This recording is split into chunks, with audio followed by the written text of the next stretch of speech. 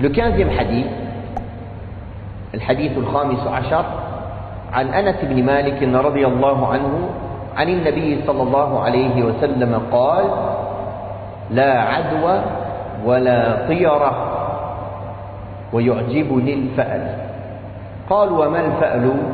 قال: كلمة طيبة. متفق عليه. Anas ibn Malik radiyallahu anhu rapporte que le messager d'Allah sallallahu alayhi wa sallam a dit: il n'y a ni contagion ni mauvais augure, mais le bon présage me plaît. On demanda au messager d'Allah: qu'est-ce que le bon présage? Il répondit: c'est la bonne parole. Dans ce hadith, et d'autres hadiths qui vont dans le même sens, d'autres hadiths qui disent il n'y a pas, où le prophète sallallahu alayhi wa sallam a dit il n'y a ni contagion, ni mauvais augure, ni safar, ni roule, comme ils disent le roule. Le roule, je crois qu'ils disent, même en français, ils le disent le goul. C'est le monstre avec lequel ils font peur aux enfants. Ils disent attention, fais pas ça, sinon le roule il va venir. Donc, le messager d'Allah sallallahu alayhi wa sallam annule toutes ces croyances. Premièrement, pas de contagion. Qu'est-ce que ça veut dire? Est-ce que cela veut dire que l'islam ne croit pas en la contagion? Non. L'islam ne croit pas l'islam n'appelle pas à croire plutôt à la contagion en elle-même. C'est-à-dire que la maladie peut agir sans la volonté d'Allah. Elle est contagieuse en elle-même. Ceci est rejeté. La preuve, il y a une personne malade, 5 personnes assises avec elle, 2 sont contaminées et 3 non.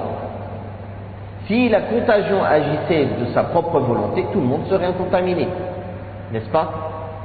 Donc Allah tabaraka wa ta'ala a fait que la contagion ne peut agir que par la volonté d'Allah.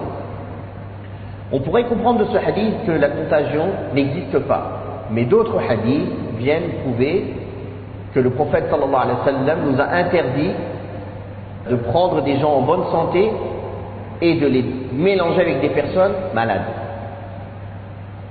Et le prophète sallallahu alayhi wa sallam nous a enseigné de ne pas entrer dans une terre dans laquelle il y a la peste et de ne pas en sortir.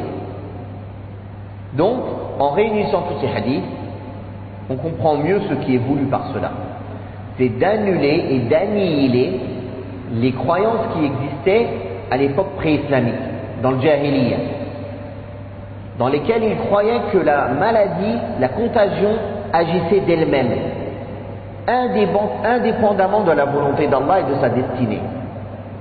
Et c'est ceci que le prophète sallallahu alayhi wa sallam a annulé. Pas de contagion. Aussi, toutes les mauvaises croyances. Al-tiyara. Al-tiyara, ça vient de tayr, l'oiseau. Comme disent en français, un oiseau de mauvais augure. Donc, pourquoi? Parce qu'ils avaient l'habitude, les Arabes, quand ils voyaient certains oiseaux, d'avoir mauvais augure. Ou bien ils jetaient un oiseau, s'il partait à gauche, ils disaient on ne va pas en voyage, s'il partait à droite, ils allaient en voyage, par exemple.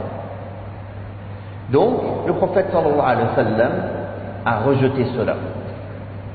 Cela n'est pas spécifique aux oiseaux. Si quelqu'un utilise aujourd'hui un poisson, ou n'importe quel animal, ou être vivant, ou être mort, ou alors un être inanimé même, qu'il y attache une croyance ou une augure, ceci est interdit et contradictoire à la croyance de l'islam. Il y a aussi l'invalidité de croire que les corps célestes, comme les étoiles ou autres, peuvent avoir une influence sur l'univers ou sur les hommes ou autres. Dans ce hadith, on apprend aussi l'obligation de placer sa confiance en Allah tabaraka wa ta'ala et de n'espérer et de craindre que lui, subhanahu wa ta'ala. Cela fait partie de la concrétisation du monothéisme, du tawhid, que de prendre garde aux moyens qui mènent au polythéisme et à l'associaterie. Ibrahim alayhi salatu wassalam, qui est Khalilullah, le plus aimé d'Allah, ou parmi les plus aimés d'Allah. Qu'est-ce qu'il a dit? Rabbi jnubni wa baniya an na'buda al-asnam innahunna adlalna kathiran min an-nas. Ô mon Seigneur, préserve-moi, éloigne-moi, ainsi que ma descendance, d'adorer les statues, car elles ont égaré vraiment beaucoup de gens. Subhanallah, Ibrahim qui a cassé les statues de ses propres mains, qui est un des prophètes les plus aimés d'Allah, ou le plus aimé d'Allah après le prophète Mohammed sallallahu alayhi wa sallam. Il demande à Allah de le préserver de la tentation des statues. Donc, en réalité, cela montre que celui qui a atteint le monothéisme pur et qui a concrétisé le monothéisme, il a peur du shirk, il a peur du polythéisme, de l'associaterie. Et il demande à Allah de le protéger contre l'associaterie. Et il prend garde à tous les moyens qui mènent à l'associaterie et au polythéisme. Dans ce hadith aussi, il y a le rejet de toutes les mauvaises augures, que ce soit lié aux couleurs ou aux chiffres. Par exemple, ceux qui disent que telle ou telle couleur est de mauvais augure, ou un animal de telle couleur est de mauvais augure, ou les chiffres, les gens qui ont peur de certains chiffres. Tout ceci est rejeté par l'islam. Mais à la fin du hadith, le prophète sallallahu alayhi wa sallam a dit Yu'jibuni al-fa'al. Le bon présage me plaît. Qu'est-ce que le bon présage? Le prophète sallallahu alayhi wa sallam a répondu lui-même qu'est-ce que le bon présage? La bonne parole. C'est-à-dire que quand on entend une bonne parole, on a une bonne opinion d'Allah tabaraka wa ta'ala. Et il est obligatoire aux croyants d'avoir une bonne opinion d'Allah. Je vais vous donner un exemple de la vie du prophète sallallahu alayhi wa sallam concernant cela. Quand le prophète sallallahu alayhi wa sallam a été faire la Umrah et qu'il en a été empêché et qu'ils se sont arrêtés à Al-Hudaybiyah, aux limites de la sortie, de l'entrée de la Mecque, qu'ils ont envoyé quelqu'un pour signer le pacte de Hudaybiyah. Et celui qui a été renvoyé, il s'appelait Suhayl.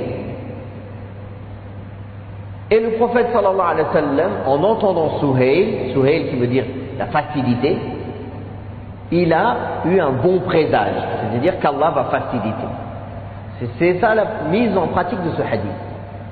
Quand le prophète sallallahu alayhi wa sallam entendait que par exemple une vallée portait un bon nom, il avait une bonne opinion d'Allah et un bon présage, et il préférait passer par cette vallée plutôt qu'une autre vallée, un autre chemin.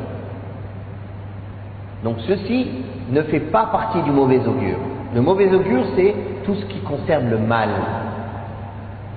la crainte d'être touché par un mal, qu'on s'empêche de faire quelque chose par crainte d'être touché par un mal. Par contre, et ceci est contradictoire à ce que le croyant doit avoir comme sentiment vis-à-vis d'Allah, car ceci montre que la personne a une mauvaise opinion d'Allah, n'a pas de bons sentiments envers Allah, croit que Allah ne va pas l'aider, croit que Allah va lui faire des difficultés. Et ceci est contradictoire à ce qu'Allah nous a ordonné d'avoir une bonne opinion de lui. Voilà donc la différence entre le mauvais augure et le fa'al, le bon présage. Le bon présage n'est pas interdit en islam, au contraire, c'est ce que le prophète sallallahu alayhi wa sallam aimait. Le bon présage. Mais l'islam a rejeté le mauvais augure.